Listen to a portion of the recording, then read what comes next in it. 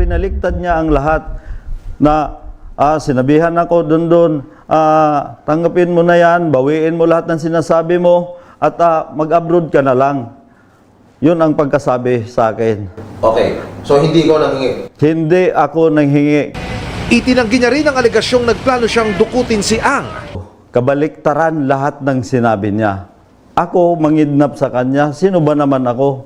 Si Mr. Atong Ang, mag-isip kayo. Kikidnapin ko na halos lahat nandun na sa kanya. Kwento ni Patidongan, hindi siya kundi kamag-anak ni Atong Ang isaan niya sa 6 na gwardyang kinasuhan sa pagkawala ng mga sabungero sa Manila Arena noong 2021. Pero kinausap umano siya ni Ang para saluhin ang kaso. Nakiusap siya sa akin, Don, total marunong ka naman sumagot, kayo na lang, palit na lang kayo. Kasi ito sa battery na lang ang gumagana dito, yung may opera na yan. Sumunod daw siya sa utos, pero ang masaklap, iniwan umano siya ni Ang. Yung nangyari sa akin, nahuli kami. Siyang may utak nun eh. Pasalamat ako na nadampot ko yung anak ko. Kung hindi ko nadampot, kwento na lang sana si Dondon Patidongan. Kung meron daw dapat na managot sa pagkawala, halimbawa na lang ng 6 na sabungero sa Manila Arena noong nakaraang 2021, si Ang umano. Dapat yun. Sa Manila Arena, nandun siya. Nandun siya sa baba. Nandun, nagsasabong yung time na yon. Ikaw may-ari ng sabungan. Alam mo na si Dondon Patidongan ay inutusan ninyo na kunin yung tao sa taas, i-turn over dun sa mga pulis. Paano ako maging guilty dun? Wala rin anyang batayan ang mga inungkat kaninang mga kasong isinampas sa kanya, gaya ng murder at frustrated murder. Alam naman ng Panginoon yan. Kung mayroon man yan, dapat noon pa, di ba? Pinagbintangan lang ako niyan, yung sinasabi niyang murder. Pinapapatay niya yung isang tao doon na nanggugulo. So, sa totoo niyan, pinansahan pa nga niya ako noon. Pinaglaban ng attorney niya. At kaugnay ng nabanggit na pagkakasangkot niya sa robbery sa isang bangko. Dahil galit sa akin, dahil hindi na siya pinagkatiwalaan ni Mr. Atong Ang. Nilagay ni ang mukha ko niya. Absuelto na yan ang attorney ko nga dyan, si attorney Caroline Cruz, yung katabi niya. Alright, magandang araw po sa inyong lahat. Muli po tayo nagbabalik sa napakaganda reaction video. Ako po si Opinion and Reaction PH. Panoorin at reaksyonan po natin itong update sa mga missing sabungero na main suspect na nga daw itong si Atong Ang at si Gretchen Barreto. Pero bago po tayo magpatuloy sa ating reaction video, huwag niyo naman pong kalimutan pindutin ang like, share at subscribe.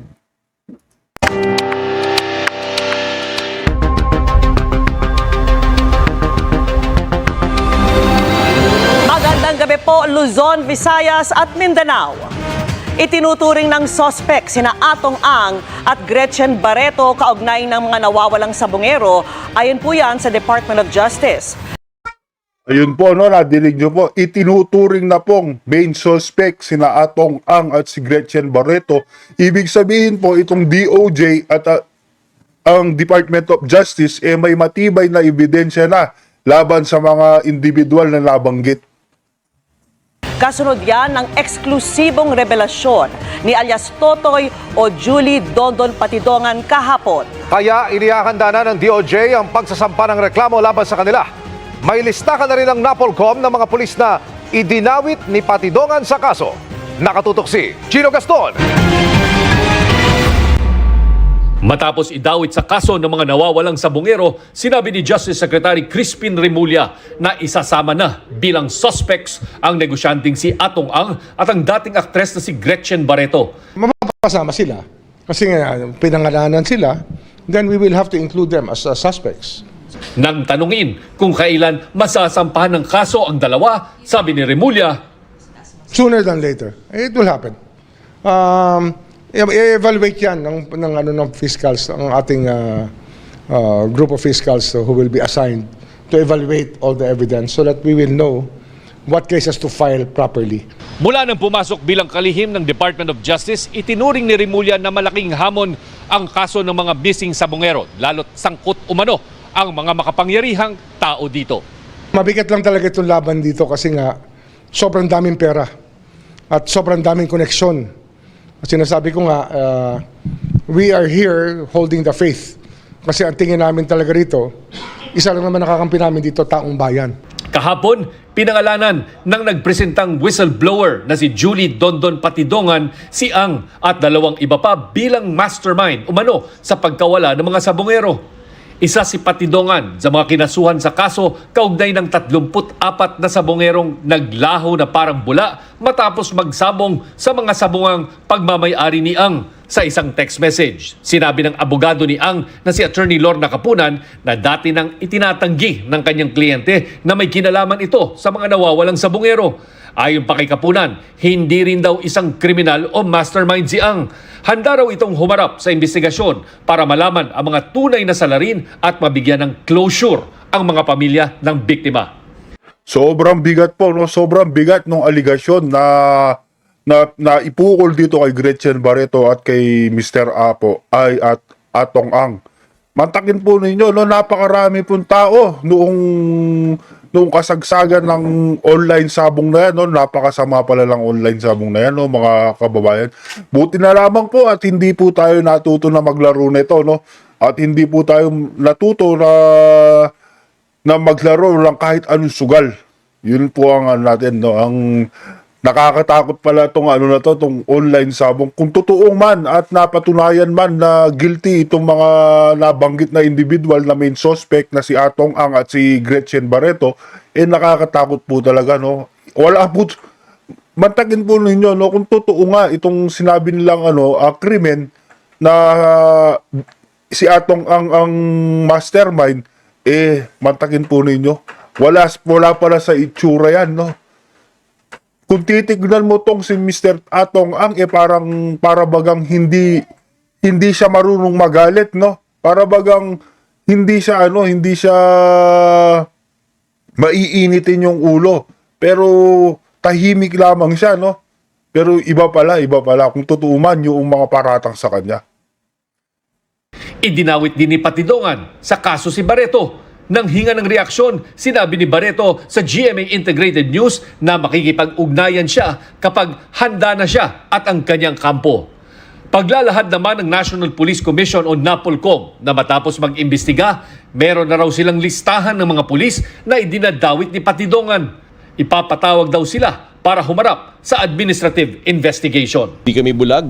Alam namin kung saan patungo ang investigasyon. Targeted ang aming investigations. Pag sinabi niyo targeted, may mga pangalan na kayo?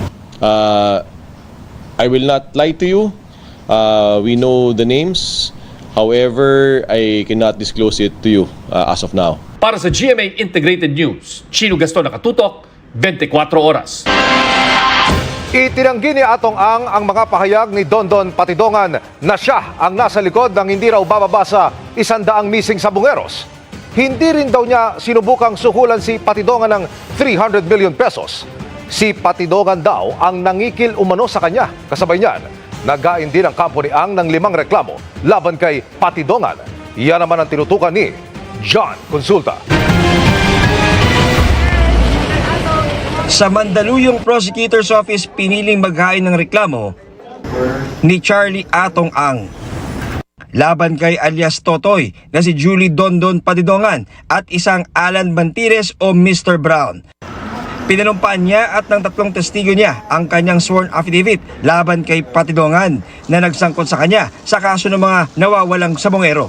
We're very confident because it's all about the truth. We filed 5 cases. Ano pong cases yun, ma'am? Robbery, grave threats, grave coercion, slander, and incriminating innocent people. Wala kami kinalaman lahat dyan. Kapareho, uulitin ko, sinasabi ko, lahat ng grupo namin, mga desenteng tao yan. Ang hilig lang namin, sabong lang. Tingnan nyo, pagkatao niya, pagkatao ko, pagkatao namin lahat, wala naman kami history na pumapatay ng tao. Itinanggi ni Ang aligasyon ni Patidongan na sinubukan niya itong suhulan ng 300 million pesos. Ayon sa kanya at iba pa nilang tauhan, si Patidongan anya ang humingi ng 300 million pesos na mag-usap ito at abogadong si Attorney Carol Cruz sa isang hotel itong June 12. Sabi ni Cruz, ito ang dahilan kaya sila naghanda ng affidavit of recantation. Sabihin daw para makonbinsik ko siya na magbigay na lang ng 300. Kung may discount man, bahala na silang mag-usap. Kung 30 million, bahala sila. para wala silang dalawa na mag-uusap, subject to their mutual terms. Kasi na-mention nga daw niya yung 300, bayaran na lang daw si Dondon para makaalis na sa paalis, makalayo, kung ano man yung statements niya sa magtago na kasama ang pamilya. I was requested by Mr. Brown to draft the affidavit of recantation, which I did. And pinadala ko sa kanya on June 21. Ayon kay Ang, nang hingi ito kahit nagbigay na siya ng 12 million pesos na campaign fund para sa mayoral race ni Patidongan nung eleksyon. Ang punot dulo talaga nito, pera eh. Hinihingan ako ng 300 million para ibigay daw, para wag daw ko idamay doon sa kaso nila. Kasi sila ang may kaso, hindi naman ako eh. Sinabi sa akin ni Brown, para maayos daw yan, bigyan ko ng 300 million. Kaya namura ko, doon nagsimula. As early as February, bago siya mag-file, bago siya gumawa ng affidavit, may mga may telephone call kami dito eh. Actually, mapapatunayan ko sa inyo yan in the future. Hindi lang anya siya ang hiniyan nang matalo si Patidongan nitong eleksyon. Ang grupo namin, lahat tinatawagan nila isa-isa, nag-extort eh. Akala yata niya, pagkatapos yung magsalita ng kung ano-anong kalokohan, pwede na lang siyang biglang aalis pag nakuha niya ang pera eh. Yun ang problema eh. Lahat tinatawagan eh. Si Gretchen, tinatawagan sinasama na si Gretchen, humihingi nung time na humihingi ng pangkampanya yung asawa. Tapos tinawagan din ni Brown, kinausap din ni Dondon, tapos humihingi ng papanganganak. Aligasyon ngayon ni Atong Ang, may plano ang grupo ni Patidongan na kanyang nadiskubre. Kasi nasa paligid ko mga tao niya eh. Noong time na nagtitiwala ako sa kanya. Kapatid. Ngayon, ang napag-usapan doon, kikidnapin ako, matutubos ako, saka papatayin ako. Sabi pa Ano sa tingin nyo yung sinabi na itong komento ni Atong Ang patungkol dyan sa na yan, no? Ano sa tingin nyo mga kababayan? Totoo nga ba itong sinasabi ni Atong Ang? O totoo nga ba yung sinasabi noong whistleblower na si alias Totoy? Napakahirap pong napakahirap po kung maniwala kung ano bang panig ang nagsasabi ng totoo. ng kanyang kampo, hindi kwalipikado si Patidongan na maging state witness dahil ito umano ang may pinakamabigat na participation sa kaso. Questionable rin umano ang pagkatao nito dahil sa dami umano ng mga hinaharap na kaso. Nakita pa namin sa due diligence namin na noong January 2020, merong nag-file ng information for frustrated murder. Ito, against yung whistleblower na yan, sa RTC Morong Rizal. Meron pa siyang charge for murder and multiple frustrated murder in Taytay Rizal, final noong March 2019. Nakita rin namin na noong July 2019, ang Metrobank mismo, Metropolitan Bank and Trust Company mismo, ang nag-file ng isang kaso for robbery. Robbery with threat and intimidation, physical injuries, and grave threats. So tingnan natin, credible ba itong whistleblower na to? Nandito pa kami para ilabas ang katotohanan because baka mag-follow ng false leads ang SOJ. Wala na namang mangyayari sa kasong to. Mensahe ni Atong Ang sa pamilya ng mga nawawalang sabongeros.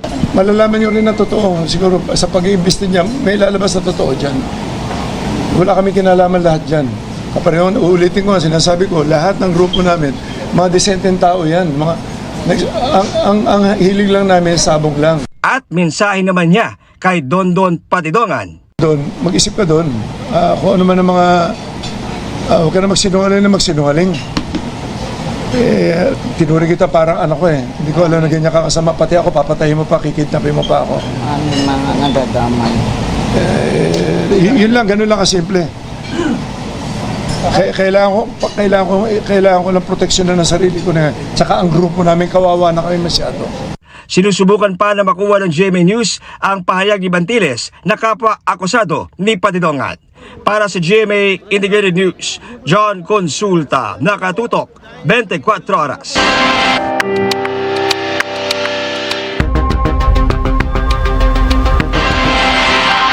At bilang tugon sa mga pahayag at reklamo ni Atong Ang, iginiit ni Julie Dondon Patidongan na walang katotohanan ng mga paratang sa kanya, kabilang ang paghingi umano niya ng daan-daang milyong piso para bawiin ang pahayag laban sa dating amo. Itinanggi niya rin na nagplano siyang dukutin ito. Wala rin umanong batayan ng mga reklamong murder at frustrated murder na isinampa laban sa kanya. Narito ang aking eksklusibong panayam sa kanya. Nanindigan si Dondon Patidongan na kabaligtaran ang sinabi ni Atong Ang sa press conference kanina. Hindi siya ang lumapit kundi siya ang nilapitan ng kampo ni Ang para papirmahin ng affidavit of recantation o pagbawi sa kanyang statement laban sa dati niyang amo. Ang kapalit, daan-daang milyong piso. Parang binaliktad niya ang lahat na sinabihan ako Dondon, tanggapin mo na yan, bawiin mo lahat ng sinasabi mo at mag-abroad ka na lang. Yun ang pagkasabi sa akin. Okay. So hindi ko nanghingi. Hindi ako nanghingi. Itinanggi niya rin ang alegasyong nagplano siyang dukutin si Ang. Kabaliktaran lahat ng sinabi niya. Ako mangidnap sa kanya. Sino ba naman ako? Si Mr. Atong Ang, mag-isip kayo. Kikidnapin ko na halos lahat nandun na sa kanya. Kwento ni Patidongan, hindi siya kundi kamag-anak ni Atong ang isaan niya sa 6 na gwardyang kinasuhan sa pagkawala ng mga sabungero sa Manila Arena noong 2021. Pero kinausap umano siya ni Ang para saluhin ang kaso. Nakiusap siya sa akin, Don, total marunong ka naman sumagot, kayo na lang, palit na lang kayo. Kasi ito sa battery na lang ang gumagana dito, yung may opera na yan. Sumunod daw siya sa utos pero ang masaklap, iniwan umano siya ni Ang.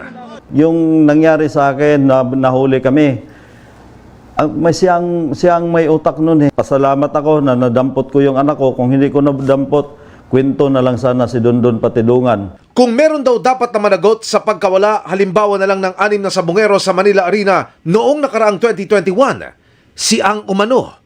Dapat yun. Sa Manila Arena, nandun siya. Nandun siya sa baba. Nandun, nagsasabong yung time na yon. Ikaw may-ari ng sabungan.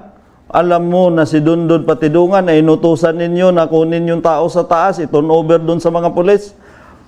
Paano ako maging guilty dun? Wala rin anyang batayan ang mga inungkat kaninang mga kasong isinampa sa kanya, gaya ng murder at frustrated murder. Alam naman ng Panginoon yan. Kung mayroon man yan, dapat noon pa, di ba? Pinagbintangan lang ako niyan, yung sinasabi niyang murder. Pinapapatay niya yung isang tao doon na nanggugulo. So, sa totoo niyan, pinansahan pa nga niya ako noon.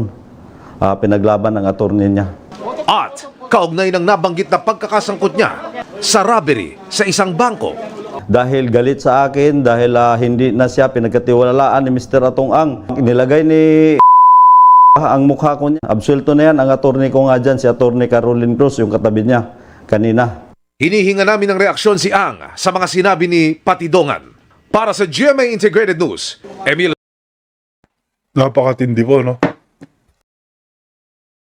Excuse me po. Napakatindi po nung mga aligasyon na yun, no? Hindi po natin masabi kung sino talaga ang tunay na nagsasabi ng katotohanan, no?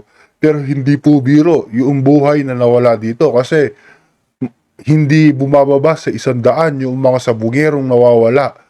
At ngayon nga, may lumutang na whistleblower at pinaparatangan nga itong si Atong Ang, si Gretchen Barreto at yung mga kagrupo ni Atong Ang. O bueno mga kababayan, hanggang dito na lamang po ang ating reaction video. Lagi po kayong mag-iingat at God bless. Duterte po tayo hanggang dulo.